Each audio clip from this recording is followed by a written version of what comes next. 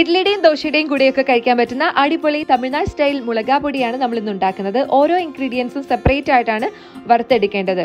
ആദ്യം തന്നെ ഒരു പാത്രത്തിൽ ഞാൻ ഉഴുന്നെടുത്തിട്ടുണ്ടായിരുന്നു, അളന്നെടുത്തിട്ടുണ്ട്. അത് നല്ലപോലെ ഗോൾഡൻ കളർ ആവുന്നവരെ വറുത്ത് മാറ്റി വെച്ചിട്ടുണ്ട്. കടലപ്പരിപ്പ് നന്നായിട്ട് വറുത്ത് ഗോൾഡൻ കളർ ആവുമ്പോൾ മാറ്റി വെക്കുക. അതേ അളവിൽ തന്നെയാണ് എടുത്തിട്ടുള്ളത്. ഇനി സെയിം അളവിൽ തന്നെ നമുക്ക് ഇഡലി അരി എടുത്തിട്ടുണ്ട്.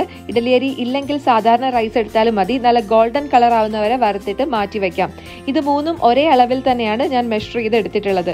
നിങ്ങളുടെ ഇഷ്ടത്തിനനുസരിച്ച് അളവ് മാറ്റാം. 1 ടേബിൾ സ്പൂണോളം ചെറിയ ജീരകം എടുത്തിട്ടുണ്ട്, 1 ടേബിൾ സ്പൂൺ കുരുമുളക്, പിന്നെ ഉപ്പ് ആവശ്യത്തിന് എടുത്തിട്ടുണ്ട്. നന്നായിട്ടൊന്ന് ചൂടാവുന്നവരെ ഒന്ന് ഇളക്കിക്കൊണ്ടേ ഇരിക്കുക.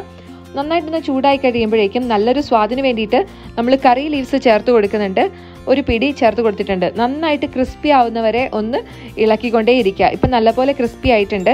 ഇനി എരിവിന് ആവശ്യമായിട്ടുള്ള മുളക് ചേർത്ത് കൊടുക്കാം. നമ്മുടെ ഈ ഒരു പൊടിക്ക് നല്ലൊരു കളർ, റെഡ് കളർ കിട്ടണം എന്നുണ്ടെങ്കിൽ കാശ്മീരി മുളക് അഥവാ പിരിയൻ മുളക് തന്നെ എടുക്കുക. എന്നിട്ട് നന്നായിട്ട് ഫ്രൈ ചെയ്ത് മാറ്റി വയ്ക്കുക. നന്നായിട്ട് തണുക്കാനായിട്ട് അനുവദിക്കുക. നന്നായിട്ട് തണുത്തതിന് ശേഷം ജാറിൽ ഒട്ടും തന്നെ വെള്ളം ഇല്ല എന്ന് ഉറപ്പ് വരുത്തിയിട്ട് ആ ജാറിലേക്ക് നമുക്ക് ചേർത്ത് കൊടുക്കാം.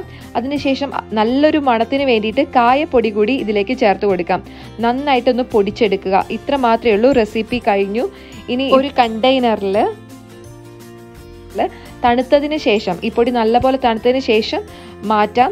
ഇനി ഇത് ഉപയോഗിക്കുന്ന സമയത്ത് നമുക്ക് എള്ളെണ്ണ അഥവാ നല്ലെണ്ണ ഒഴിച്ചിട്ട് ഉപയോഗിക്കുന്നതാണ് ഏറ്റവും നല്ലത്. ഇനി അതല്ല എങ്കിൽ വെളിച്ചെണ്ണയാണെങ്കിലും ഉപയോഗിക്കാം. ഒരു കാര്യം ശ്രദ്ധിക്കാനുള്ളത്, ഇങ്ങനെ പൊടിച്ചെടുക്കുന്ന സമയത്ത് കുറച്ച് തരിയോട് കൂടി വേണം പൊടിച്ചെടുക്കാനായിട്ട്. അപ്പോഴാണ് ഏറ്റവും സ്വാദ്.